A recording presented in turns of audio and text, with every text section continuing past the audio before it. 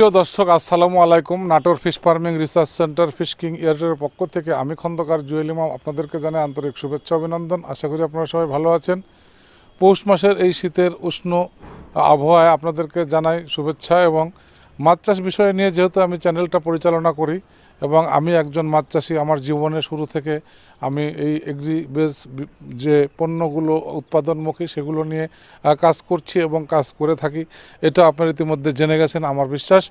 তো আমি আপনাদেরকে যে বিষয়টি বলতে চাই যে শীতকালে মাছের পরিচর্যা এবং শীতকালে মাছের স্বাস্থ্য সুরক্ষা কিভাবে আমরা করব, সেটা আমাদের চাষিদের মধ্যে একটা হতাশা কাজ করে যে শুধুমাত্র গরমের সময় মাছ চাষ ভালো হয় কিন্তু শীতকালে মাছ চাষ ভালো হয় না।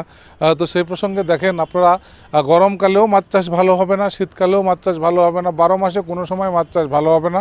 কারণ আমাদেরকে সবসময় একটা বিষয় খেয়াল করতে হবে, যে বিষয়গুলো আমি বারবার ক্লিয়ার করার চেষ্টা করে থাকি, সেটা হলো মাছ যে আবাসনে বাস করে সেই আবাসনটার নাম হলো, হিন্দি শব্দ হলো পানি, উর্দু শব্দ হলো পানি, এবং আমরা বলে থাকি যেটা বাঙালিরা, কিন্তু আসলে আমরা জল বলি আর পানি বলি না কেন, এটা কিন্তু মাছের টোটাল আবাসন ব্যবস্থা।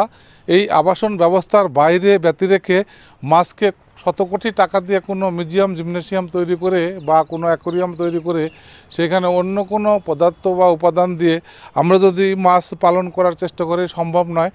সেই কারণে আমাদেরকে সবসময় খেয়াল করতে হবে, একটি জায়গাতে যদি আমরা প্রশ্ন রেখে যাই যে আমরা মাছ যখন ছাড়ছি যে পানিতে, সেই পানিটা একটি বদ্ধ জলাশয়। মাছের আজীবন আচরণ বিচরণ বিধি হলো উন্মুক্ত খোলামেলা জলাশয়গুলোতে, যে জলাশয়গুলোতে তারা বিভিন্নভাবে স্বাধীন সর্বমহত্ব নিয়ে বিচরণ করে বেঁচে থেকে তারা স্বাস্থ্যবান হয়ে আমাদের হাতে, বাংলাদেশি চাষ মাছ যারা আহরণ করেন তাদের হাতে হোক আর বিদেশের পৃথিবীর যে দেশে যেখানেই যাক না কেন সেখানে সেটা ধরা পড়ে থাকে। বিশেষ করে আমাদের বাংলাদেশের যেগুলা মিশ্র কার্প জাতীয় মাছ, সেগুলো আমাদের বাংলাদেশের পটভূমিতেই ধরা পড়ে থাকে, কিন্তু তারা বেড়ে ওঠে প্রাকৃতিক জলাশয় উন্মুক্ত খোলামেলা থেকে। তো সেগুলোর পরিবেশটা যেভাবে তাদের যেখানে খারাপ লাগছে তারা সেখান থেকে চেঞ্জ করে আরেকটা জায়গাতে যাচ্ছে। প্রাকৃতিকভাবে যেখানে খাবারের প্রয়োজন সেখানে কম থাকলে তারা আরেক জায়গা থেকে খাবার সংগ্রহ করে তারা টোকায় টোকায় খেয়ে বেঁচে থাকতে সক্ষমতা হয়। কিন্তু আমরা যারা বদ্ধ জলাশয়ে মাছ চাষ করছি, আমাদের এই জলাশয়ে আমরা মাছ আহরণ করার আগে যখন মাছটা আমরা ছাড়ছি তখন আমরা বদ্ধ জলাশয়ে ছাড়ছি এবং সেখানে পানির যে স্বাস্থ্য, সেই স্বাস্থ্যকে আমরা মাছ ছাড়ার সময় যেভাবে উঠে পড়ে লেগে চিন্তা করছি, মাছ বসবাসকালীন সময় মাছ আহরণের আগ পর্যন্ত পানির স্বাস্থ্যটাকে আমরা কোনোভাবেই ওইটা চিন্তা করি না। তাতে করে কি হয়, পানির স্বাস্থ্য আপডাউনের কারণে মাছের স্বাস্থ্য আপডাউন করে, মাছের খাবারের পরিমাণ কমে যায়, মাছের খাবারের পরিমাণ বেড়ে যায়, মাছ খাওয়া কখনো ছেড়ে দেয়। মাছ চাষ করতে যে সময়গুলো লাগার কথা আমাদের অ্যাপ্রক্সিমেটলি হয়তো 4 মাস লাগার কথা, সেখানে 9 মাস লাগছে। আমরা হয়তো কখনো অনেক দামি খাবার নিয়ে এসে খাওয়াচ্ছি, কখনো একটু কম দামি খাবার খাওয়াচ্ছি, কখনো রাবিশ টাইপের খাবার কিনে খাওয়াচ্ছি। আমরা পানির স্বাস্থ্য নিয়ে কখনো ভাবছি না। পানিতে যে প্যারামিটারগুলো আছে সেগুলো বিভিন্ন সময় বিভিন্ন রূপ ধারণ করছে।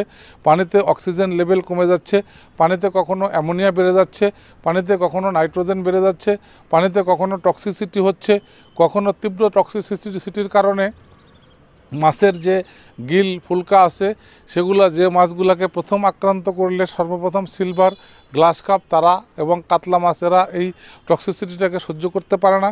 পানিতে যখন এই টক্সিসিটি মৃদু আকারেও শুরু হয়, সেটার যখন বহিঃপ্রকাশ ঘটে, আস্তে আস্তে এই মাছগুলোকে প্রথমত আক্রান্ত করতে থাকে, পরবর্তীতে একটা পর্যায়ে অক্সিজেন লেভেল আরও কমে গেলে টোটাল মাছকেই আক্রান্ত করতে থাকে। মাছের গায়ে বিভিন্ন ধরনের ক্ষতরোগ সৃষ্টি হয়, মাছের গায়ে পাকনা পচা, ফুলকা পচা, অ্যাঙ্কর ডিজিজ থেকে আরম্ভ করে বিভিন্ন দিকে আস্তে আস্তে সকল নদী সাগরে মেশার মধ্যে জমকে যায় এবং এমন হতে পারে কোনো পুকুরে মাছ গাণিতিক হারে সব মারা যেতে পারে এবং অনেক সময় কিছু মরে থামতে পারে। আমরা সেই ক্ষেত্রে বিভিন্ন মেডিসিন কেমিক্যাল সাজেস্ট নিয়ে পুকুরে প্রয়োগ করছি। আসলে পুকুরের পানিতে ওই পর্যায়গুলোতে কী পরিমাণ মেডিসিন কেমিক্যাল প্রয়োজন আছে, আসলে সেই মেডিসিন কেমিক্যাল দ্বারা ওই রোগগুলো নিরাময় হওয়া সম্ভব কি না এটা আমরা ভাবি না। সেই ক্ষেত্রে দেখা যায় যে আমাদের মাছের জন্য আরও অনেক পরিমাণে টাকা মারা যাওয়ার সময়ও আমরা ব্যয় করে ক্ষতিগ্রস্ত হয়ে থাকি।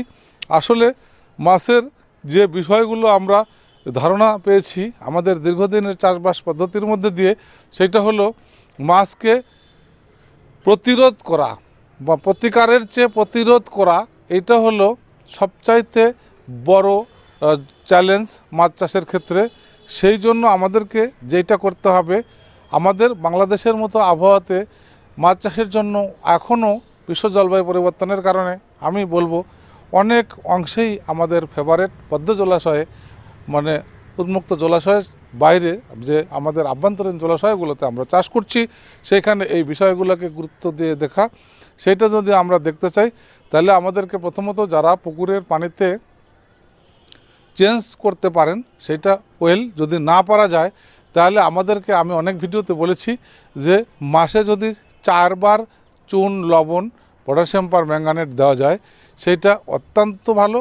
যদি কোনো কারণে না সম্ভব হয়, তাহলে পরিমাণ ডোজগুলো বাড়বে। যেমন চুন লবণের পাশাপাশি আমাদের পটাশিয়াম পার ম্যাঙ্গানেট আমরা 20 দিন পরে যদি দেই, তাহলে আমাদের এগুলোর পরিমাণটা বাড়বে। এই বিষয়গুলোকে আমরা দৃষ্টি দিয়ে মাছ চাষে আমরা সবসময় খেয়াল করব। মাছের যে পানির আবাসন ব্যবস্থা, এটাকে কন্টিনিউ করা। আর আধুনিক প্রযুক্তিতে যারা মাছ চাষ করতে চান এরেশন পদ্ধতিতে, তাদের প্রতি আমি আহ্বান রাখব যে পৃথিবীর উন্নত বিশ্বের যে প্রযুক্তিগুলো, সেগুলো এখন বাংলাদেশে আমরা বিগত সময় থেকে অদ্যাবধি পর্যন্ত প্রতিটি উপজেলায় ছড়িয়ে দিতে সক্ষম হয়েছি। আগামীর দিনগুলোতে ইনশাআল্লাহ আরও ছড়াবে, এটা আমরা আশা রাখি। এবং আপনারা যারা এরেশন পদ্ধতিতে মাছ চাষ করতে চান, তাদের জন্য চুন, লবণ, পটাশিয়াম পারম্যাঙ্গানেট লাগবে এবং সেটা আরও হাই ডেন্সিটিতে, অল্প খাবারে, অধিক ঘনত্বে, নিশ্চিন্ত নিরবিচ্ছিন্নভাবে মাছ চাষ করা সম্ভব হবে। এবং আমাদের কাছে আপনারা স্ট্যান্ডার্ড মানের মেশিন পাবেন। আমরা মানের কম্পিটিশন করি, দামের কম্পিটিশন করি না। এবং আমাদের মেশিনগুলো আপনারা 1-2টি করে নিয়ে টেস্ট করতে পারেন। আমাদের মেশিন ব্যবস্থাপনার মধ্যে দিয়ে আপনারা যদি মাছ চাষ করেন, শীতকালেও এবং গ্রীষ্মকালে কখনও মাছ চাষের কোনো প্রবলেম থাকবে না। কিন্তু সাথে এই পানির স্যালিনিটি, অ্যালকালিনিটি কন্ট্রোলের জন্য চুন, লবণের ডোজটা আপনাদেরকে অবশ্যই করতে হবে। আহ্বান রেখে সবাইকে মাছ চাষের সুস্বাস্থ্য এবং দীর্ঘজীবী এবং মাছ চাষের আরও সফলতা কামনা করে শেষ করছি। আবারও কথা হবে নতুন কোনো ভিডিওতে। ভালো থাকবেন সবাই। আসসালামু আলাইকুম।